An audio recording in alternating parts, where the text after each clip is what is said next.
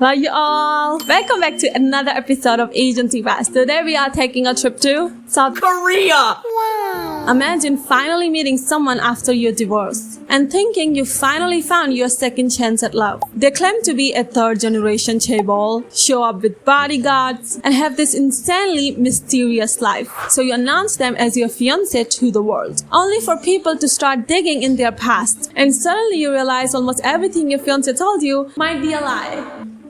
Sounds like a crazy plot of a K-drama, except this was someone's life. Let's start from the beginning. Born in 1981, Nam Hyun-hee, let's call her Nam, wasn't just any athlete. She was one of South Korea's most respected Olympic foil fencers. Girlie got so many gold medals. Think of fencing as a physical chess, except you're making split-second decisions while someone is literally trying to poke you with a sword.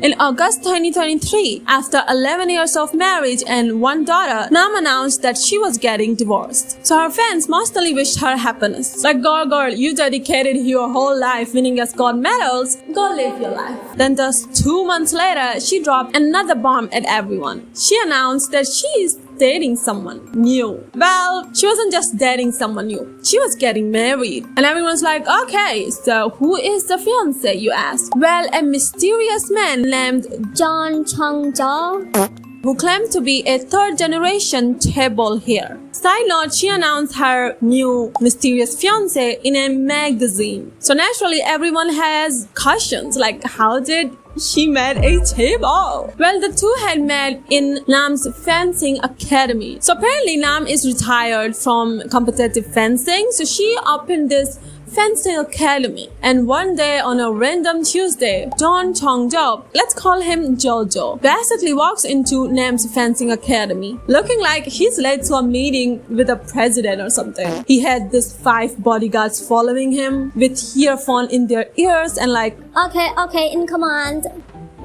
Like he was carrying some nuclear codes. Picture it as a K-drama male lead entry, basically. And apparently, he tells Nam he needs to learn fencing as quickly as possible because of a business deal, and that his opponent is a experienced fencer and Jojo doesn't want to lose to him, which some reports later suggested the opponent Jojo was talking about was Elon Musk. Which I don't even know if Elon has ever picked up a fencing sword in his life, but I digress. Anyways, Nam agrees to train. He's a short guy, it's not that hard. And somehow this fencing lesson turns into a relationship. Over the next few months, the two became extremely close. Not only that, Jojo also became close with Nam's daughter. And eventually, their relationship went far beyond student and coach. At one point, Nam even began posting some pretty extravagant gifts on Instagram that were reportedly from Jojo, including a Dior bag, a car, Van Cleef jewelry, Louis Vuitton, and basically name any luxury brand at this point. It was like really cute relationship. The minute Nam and Jojo are in car, Jojo's driver always puts out this long-ass schedule of him because apparently Jojo is booked and loaded. And it wasn't just some designer gifts. Jojo apparently had an entire backstory. The sad rich boy with traumatic past story in a drama that we all love. You know those stories where the guy is mysteriously living in hiding and alone. Yeah, that kind of a story.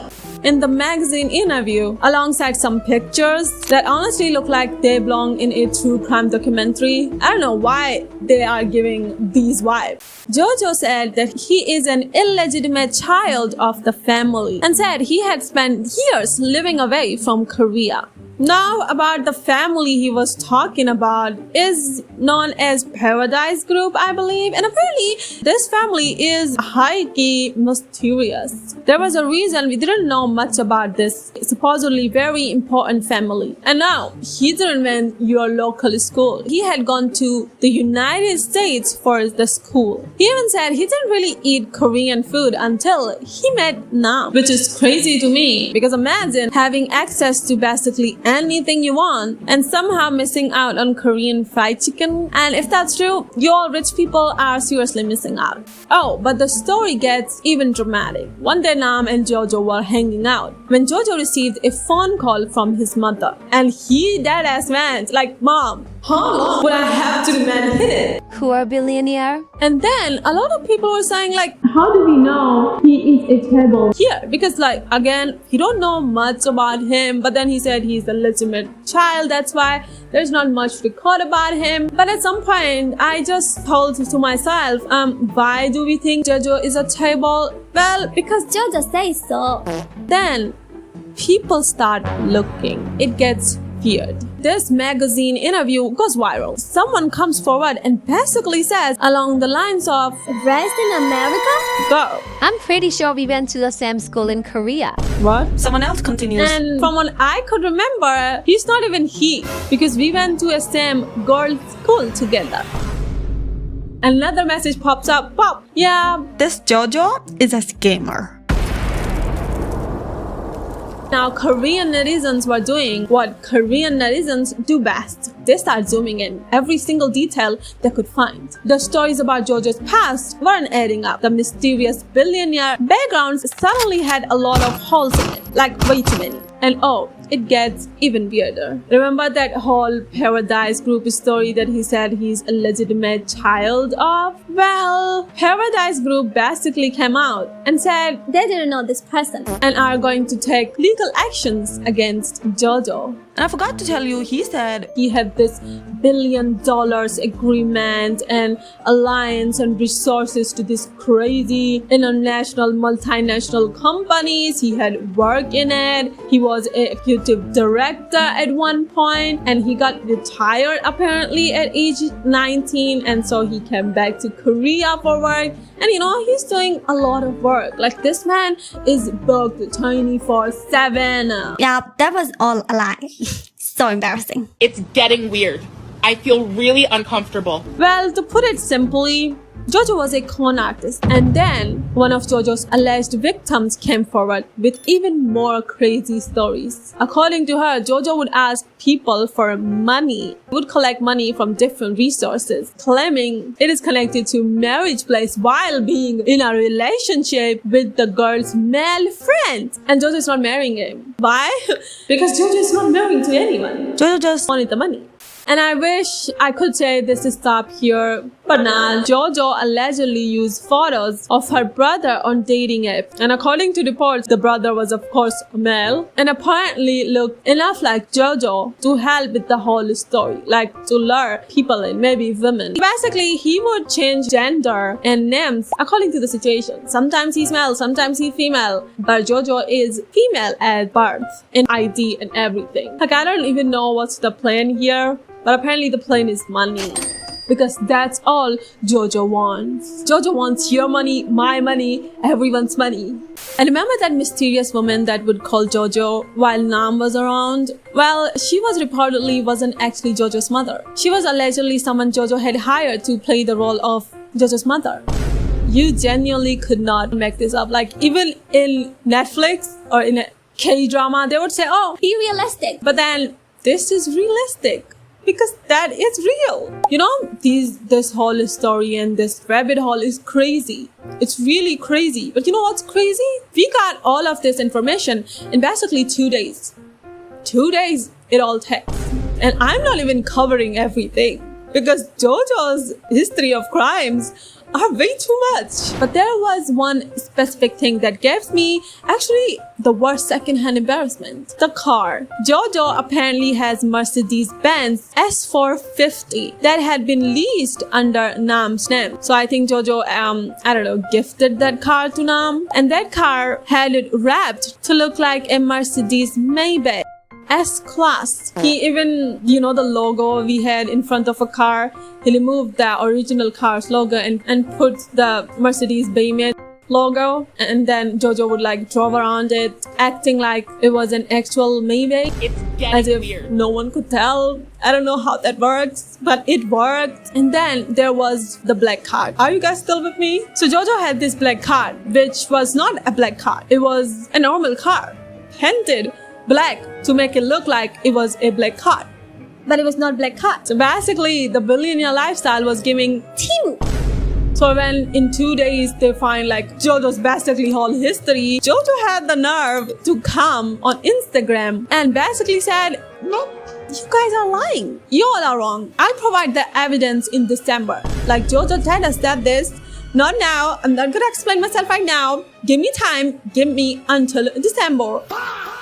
Why? And our girly Nam, she was devastated, you guys. That is so sad. That is really sad. Like, I get her. You know, I get Nam. Because you know what? I would trust him too. Because from Nam's perspective, JoJo wasn't just saying, hey, I'm like Chaebol here, like, trust me. No. JoJo was showing evidence. JoJo was performing lifestyle. The expensive gifts, the designer bags, the luxury car, the whole I'm secretly an illegitimate child hiding from my family or the world storyline. Like, this wasn't just random person on the internet claiming to be rich. Nam had actually spent months and months around this person and had been given things that seemed to support the story. So naturally, she believed JoJo was who JoJo was claiming they were.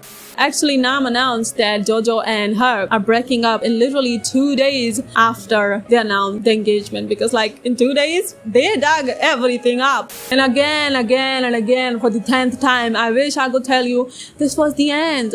No, because Nam wasn't the only person JoJo had targeted. There was almost a pattern where JoJo would approach people with these elaborate stories about investments, business, opportunities, or future plans, build their trust, and then got them to hand over money. So basically, JoJo said, trust me, I'm rich. Look at me and my lifestyle and my 5 bodyguards and my fake wrapped car and my black card with billions of dollars in it. And once you trusted JoJo, Now give me money because I know how to make more money. JoJo's image created trust. The trust created access to money. And that money could then help maintain the image. It was basically a cycle. And while all of this was happening, JoJo was scheduled for an interview because he was like, you know what? Let me explain. Okay, maybe I'm just not gonna wait until December. Let me explain. Let me do an interview. So they called him like, come. He said, oh, no, not today. I'm gonna do this interview another time. That person reached out to JoJo again the next, I don't know, day or something. And he said, I'm not JoJo. Wrong number. Girl. Eventually, the situation escalated. The police was called on JoJo when he tried to visit Nam in her parents' home. And JoJo was arrested on October 31st. Halloween. So yeah, you guys, this was the crazy story of the mysterious 3rd generation Chaebol here. Went from having 5 bodyguards, a fake billionaire card and car, backstory and a luxury lifestyle to jail. And this was the story of JoJo and Nam, you guys. What a crazy story.